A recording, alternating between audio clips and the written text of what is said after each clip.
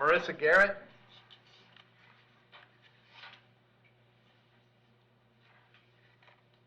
Afternoon, Ms. Garrett. What's your date of birth? 8/20. Ms. Garrett, I have 4 charges today. I've got an aggravated assault, a criminal mischief, possession of marijuana, and resisting without. There's probable cause for those charges. As to those charges, you want to represent yourself. You're going to hire private counsel. Would you like me to appoint the public defender? I'm not really sure. I have a couple questions for you. Oh, see, we're going to answer my questions first.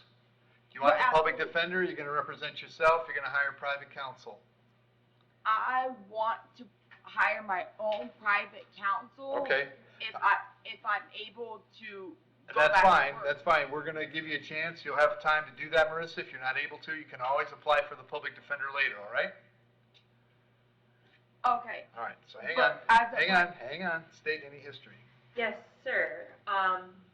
This year, she has got a trespass, possession of cannabis, driving on a suspended, leaving the scene, and battery on a person over 65, possession of a controlled substance, driving on a suspended again.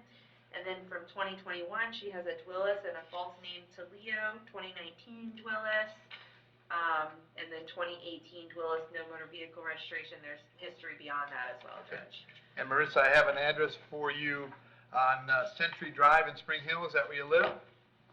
Yes, sir. How long have you lived there? I've lived there for about 3 months. All right. But I'm.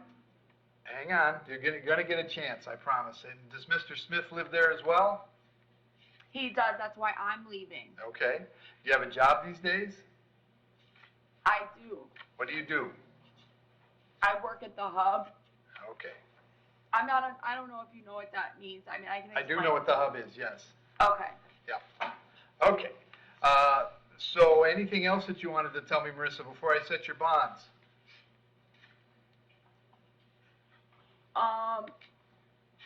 You don't have to. I want to make sure. I want to ask what the probable cause. Well, you can, when you speak to a lawyer, you can talk about that. I've made it determined that there's probable cause, and then from here on, then it's just you talking to a lawyer about it. So what you've read yourself, you do see probable cause? Yes, ma'am. All right. I'm going to set your bond on the ag assault at $2,000, on the 3 misdemeanors at $1,000 each. That's a total of $5,000. Condition of that bond, Marissa, is that you have no contact with Mr. Smith while this charge is proceeding. No contact means no contact of any kind. You don't call, you don't write, you don't email, you don't text message, you don't contact him through social media, don't have a third person contact him, don't go where he lives, don't go where he works, you don't have any contact of any kind. Any way that you might imagine contacting him, I forbid you to do that. If you have contact and we find out about it, you can get your bond revoked and you can be held without bond until the charges are resolved.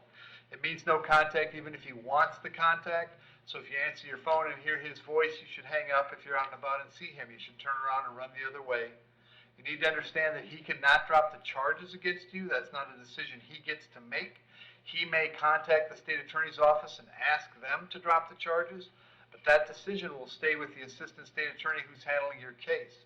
So unless that person or the judge on your case or your lawyer tell you the charges are dropped, you should assume they are not dropped, and you should not have contact. In addition, I'm going to hold you until 4 o'clock this afternoon so that if Mr. Smith wanted to serve you with a civil injunction for protection against domestic violence, we'd know where to find you.